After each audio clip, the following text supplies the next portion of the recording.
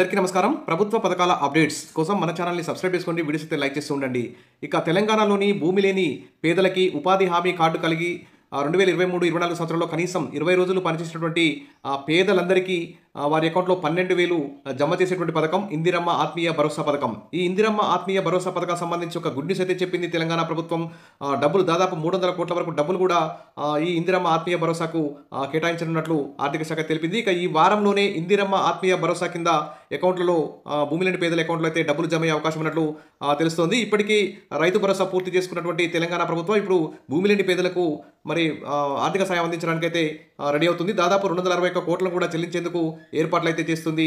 ఇక జూలైలో మొదటి వారంలో ఉద్యోగుల జీతాలు చెల్లించడం పూర్తి కాగానే ఇక ఇందిరమ్మ ఆత్మీయ భరోసా పథకం కింద 12,000 జమకైతే సిద్ధమవుతుంది. ఇక ఉపాధి హామీ పథకంలో జాబ్ కార్డు కలిగి ఉండి కనీసం 20 పని దినాలు పూర్తి చేసిన భూమి లేని కూలీలను మరి ఇక్కడ గుర్తించి వారందరికీ మరి 6,000 వేస్తారా, మరి 12,000 వేస్తారా అనేటువంటి అయితే క్లారిటీ అయితే రాలేదు. మొత్తానికైతే ఒకసారి అయితే ఒక విడత 6,000 వేస్తారు, తర్వాత మళ్ళీ 6 మంత్స్ తర్వాత 6,000 వేస్తామని ప్రభుత్వం అయితే ప్రకటించింది. మరి ఇప్పుడు 1 ఇయర్ పూర్తి కావచ్చింది, కానీ ఒక్క పైసా కూడా వేయలేదు. మరి ఈ ఒకేసారి 12,000 వేస్తారా, లేకుంటే ప్రస్తుతం 6,000 వేసి మళ్ళీ కొన్ని రోజుల తర్వాత 6,000 వేస్తారా అనే విషయం అయితే ఇంకా క్లారిటీ అయితే రాలేదు. త్వరలో దాదాపు తెలంగాణలో రాష్ట్ర వ్యాప్తంగా 5,19,191 మంది ఈ భూమి లేని పేదలుగా గుర్తించారు. వీరందరికీ 12,000 చొప్పున, అంటే 6 నెలలకు ఒకసారి 6,000 చొప్పున 2 సార్లు అయితే వేస్తారు.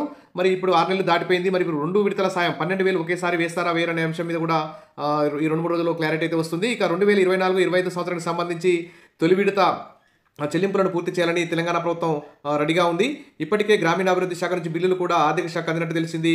ఇక జూలై 1-2 తేదీల్లో దాదాపు జూలై 5 లోపు, అంటే ఈ వారంలోనే భూమి లేని పేదల అకౌంట్లో మరి 6,000 వేస్తారా, 12,000 వేస్తారా అనేటువంటి మొత్తానికైతే 6,000 అయితే ఖచ్చితంగా పడతాయి.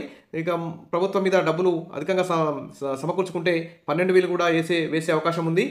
కాకపోతే మార్చి 31 గత ఆర్థిక సంవత్సరం ముగిసిపోయింది, కానీ ఈ ఇందిరమ్మ ఆత్మీయ భరోసా పథకాన్ని అయితే పూర్తి స్థాయిలో అమలు చేయలేకపోయింది ప్రభుత్వం. ఇక మొదటి విడతలో కొంతమందికి పైలట్ ప్రాజెక్ట్ కింద 6,000 రూపాయలు అయితే వేశారు, కానీ ఇంకా చాలామందికి వేయాల్సి ఉంది. అందుకోసమే వచ్చే వారం ఈ జూలై ఫస్ట్ వీక్లో వారం రోజులు కానీ 10 రోజులు కానీ మొదటి విడత పూర్తి చేసి మరి రెండో విడత చెల్లింపులపైన ప్రభుత్వం దృష్టి పెట్టనున్నట్టు తెలిసింది.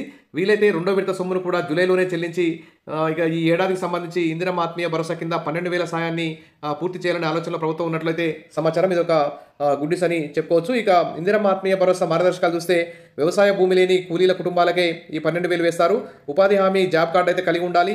2023-24లో కనీసం 20 రోజులు పనిచేసి ఉండాలి. ఇక ఇన్కమ్ ట్యాక్స్ కట్టద్దు. ఆధార్, రేషన్ కార్డు ద్వారా కూలీల కుటుంబాన్ని గుర్తిస్తారు. లబ్ధి పొందాలంటే కుటుంబంలో ఎవరికి కూడా భూమి ఉండకూడదు. ఎవరికైనా భూమి ఉంటే ఈ 12,000 అయితే రావు. 6,000 చొప్పున 2 విడతల్లో 12,000 అయితే ఖాతాల్లో జమ చేస్తారు. మొత్తానికైతే జూలై మొదటి వారంలో ఈ 12,000 కానీ 6,000 కానీ ఖచ్చితంగా పడే అవకాశం ఉంది. 2-3 రోజుల్లో క్లారిటీ వస్తుంది. అప్డేట్ రాగానే అందిస్తాను. తప్పకుండా సబ్స్క్రైబ్ చేసుకోండి, వీడియోస్ అయితే లైక్ చేయండి. ఇంకా ఎవరికైనా ఈ ఇందిరమ్మ ఆత్మీయ భరోసాకు సంబంధించిన డౌట్స్ ఉంటే కామెంట్ సెక్షన్లో పెట్టండి, నేను క్లియర్ చేస్తాను. Wish all the best. మరిన్ని అప్డేట్స్ కోసం సబ్స్క్రైబ్ చేసుకోండి, వీడియోస్ లైక్ చేయండి. Thank you.